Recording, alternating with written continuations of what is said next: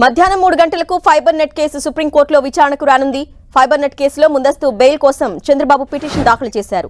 అయితే ముందస్తు బెయిల్ను AP high court నిరాకరించింది. దీంతో ఏపీ హైకోర్టు తీర్పును సుప్రీంకోర్టులో చంద్రబాబు సవాల్ చేశారు. ఇవాళ మధ్యాహ్నం 3 గంటలకు ఈ కేసు పిటిషన్ను జస్టిస్ అనిరుద్ధ్ బోస్, జస్టిస్ బేలాయం త్రివేది ధర్మాసనం విచారించనుంది. ఈ కేసుకు సంబంధించి గతంలో అనేక సార్లు సుప్రీంకోర్టులో విచారణకు వచ్చినప్పటికీ స్కిల్ డెవలప్మెంట్ కేసులో సెక్షన్ 70A సంబంధించిన తీర్పు పెండింగ్ లో ఉండడంతో ఫైబర్ నెట్ కేసు విచారణ వాయిదా పడుతూ వచ్చింది. 17A పై తీర్పును వెలువరించిన సుప్రీంకోర్టు ద్విసభ్య ధర్మాసనం భిన్నాభిప్రాయాలను వ్యక్తం చేసింది. దీంతో ఇవాళ ఫైబర్ నెట్ కేసులో చంద్రబాబు బెయిల్ విచారణపై సర్వత్రా ఉత్కంఠ నెలకొంది. చంద్రబాబుకు ముందస్తు బెయిల్ లభిస్తుందా లేదా అన్న దానిపై న్యాయ వర్గాల్లో చర్చ మొదలైంది. స్కిల్ డెవలప్మెంట్ కేసులో సుప్రీంకోర్టు ధర్మాసనం 2 విభిన్న తీర్పులు ఇచ్చింది. ఈ కేసును సిజేఐకి రిఫర్ చేసింది. దీంతో ఫైబర్ నెట్ కేసు విచారణ సందర్భంగా ధర్మాసనం ఎలాంటి ఆదేశాలు ఇస్తుందనేది ఆసక్తికరంగా మారింది. ఫైబర్ నెట్ లో 115 కోట్లు దారి మళ్లించారని, తన అనుకూల వర్గానికి కాంట్రాక్ట్ ఇచ్చారని చంద్రబాబు ఆరోపణలు ఎదుర్కొంటున్నారు. 2019లోనే ఏపీ సిఐడి 19 మందిపై కేసు నమోదు చేసింది. ఈ కేసులో A1 గా వేమూరి హరిప్రసాద్, A2 గా మాజీ ఎండీ సాంబశివరావు ఉన్నారు. అయితే వేమూరి హరిప్రసాద్ చంద్రబాబుకు అత్యంత సన్నిహితుడని సిఐడి తెలిపింది. దీంతో ఫైబర్ నెట్ స్కామ్ లో చంద్రబాబు పాత్ర ఉన్నట్లు సిఐడి అనుమానిస్తోంది. ఫైబర్ నెట్ కాంట్రాక్టును టెరాస్టాఫ్ అనే సంస్థకు అక్రమ మార్గంలో టెండర్లు కట్టబెట్టారని సిఐడి ఆరోపిస్తోంది.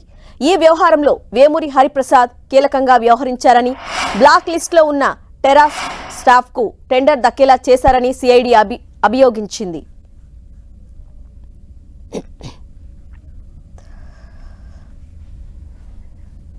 ఫైబర్ నెట్ కేసులో ఇవాళ చంద్రబాబు నాయుడుకు బెయిల్ వస్తుందా లేదా అనే దానిపై ఉత్కంఠ నెలకొంది. దీనిపై మరిన్ని వివరాలు మా ప్రతినిధి విజయ్ చంద్ర అందిస్తారు. విజయ్ చంద్ర, చంద్రబాబు నాయుడు మీద ఫైబర్ నెట్ స్కామ్లో ఆయన ముద్దాయిగా సిఐడి నమోదు చేసి దాని విచారణ జరుగుతుందో దానికి సంబంధించినటువంటి ముందస్తు బెయిల్ పిటిషన్ ఏపీ హైకోర్టులో తిరస్కరణకు గురైంది. ఈ నేపథ్యంలో చంద్రబాబు నాయుడు సుప్రీంకోర్టును ఆశ్రయించాడు. సుప్రీంకోర్టులో దీనికి సంబంధించిన విచారణ కొనసాగుతోంది. అయితే నిన్న జరిగినటువంటి ఏదైతే స్కిల్ డెవలప్మెంట్ స్కామ్ కేసులో ద్విసభ్య ధర్మాసనం డిఫరెంట్ ఒపీనియన్ వ్యక్తం చేయడము, 17A విషయంలో దాన్ని విస్తృత ధర్మాసనానికి బదిలీ చేయడం నేపథ్యంలో దీని మీద ఎటువంటి నిర్ణయం జరుగుతుంది, తర్వాత ఎటువంటి వాదనలు జరుగుతాయనే దాని మీద మటుకు చాలా ఆసక్తికరమైనటువంటి వాదనలు జరిగే అవకాశం ఉంది. ఇటు చూస్తే కనుక ఈ చంద్రబాబు నాయుడుకు సంబంధించినటువంటి ఈ వ్యవహారంలోనే కాకుండా 17A అనేది దేశవ్యాప్తంగా ఉన్నటువంటి అందరూ ముఖ్యమంత్రులు, ప్రజాప్రతినిధులు, అంటే అప్పుడు పనిచేసినటువంటి మంత్రులు, వారి మీద వారు పదవి అనుభవిస్తున్న కాలంలో చేసినటువంటి ఏవైనా కార్యక్రమాల మీద వచ్చినటువంటి ఆరోపణలు, దానికి సంబంధించిన వ్యవహారాల మీద ఇదే నిర్ణయము అప్లికబుల్ అయ్యే అవకాశం ఉంటుంది. కాబట్టి ఈ నేపథ్యంలో ఇది ఒక చారిత్రాత్మకమైనటువంటి తీర్పు కానుంది. ఈ నేపథ్యంలో ద్విసభ్య ధర్మాసనము డిఫరెన్స్ ఒపీనియన్ వ్యక్తం చేసిన నేపథ్యంలో విస్తృత స్థాయి ధర్మాసనం ఎటువంటి నిర్ణయం తీసుకుంటున్న దాని మీద చాలా ఆసక్తికరంగా మారింది. ఈ నేపథ్యంలో ఈరోజు జరిగేటువంటి fibre net scam Chandrababu Naidu మీద ఆరోపించబడిందో దాని ముందస్తు బెయిల్ పిటిషన్ మీద కూడా అదే అభిప్రాయం వ్యక్తమవుతుందా అన్నటువంటి అనుమానాలు కూడా వ్యక్తమవుతున్నాయి. కాబట్టి ఇప్పుడు దీనికి సంబంధించినట్టు చూస్తే కనుక బోస్ అయితేనేమి, ద్వివేది అయితేనేమి, వీరిద్దరు కూడాను నిన్న డిఫరెంట్ ఒపీనియన్ వ్యక్తం చేసినటువంటి జడ్జీలే. కాబట్టి వీరు దీనికి సంబంధించినటువంటి ఎటువంటి అభిప్రాయం వ్యక్తం చేస్తారనేది కూడా అట్లు న్యాయ కోవిధుల్లో అయితేనేమి, రాజకీయ విశ్లేషకులు అయితేనేమి ఒక ఆసక్తికరమైన చర్చగా మారిందని చెప్పొచ్చు. కాబట్టి వీరు నిన్న ఇచ్చినటువంటి ఒపీనియన్నే ఈ రోజు కూడా ఇస్తారనేది మటుకు చూడాల్సినటువంటి అంశం. ఎందుకంటే ఈ కేసు కూడా 17A వర్తిస్తుంది అని చెప్పేసి చంద్రబాబు నాయుడు తరపు అడ్వకేట్లు వాదిస్తున్నటువంటి పరిస్థితి. కాబట్టి 17Aకి సంబంధించినటువంటి ఏదైతే కనుక విస్తృత స్థాయి ధర్మాసనము నిర్ణయం తీసుకుంటుందో అంతవరకు దీన్ని ప్రొలాంగ్ చేసే అవకాశాలు కూడా ఉన్నాయని చెప్పొచ్చు.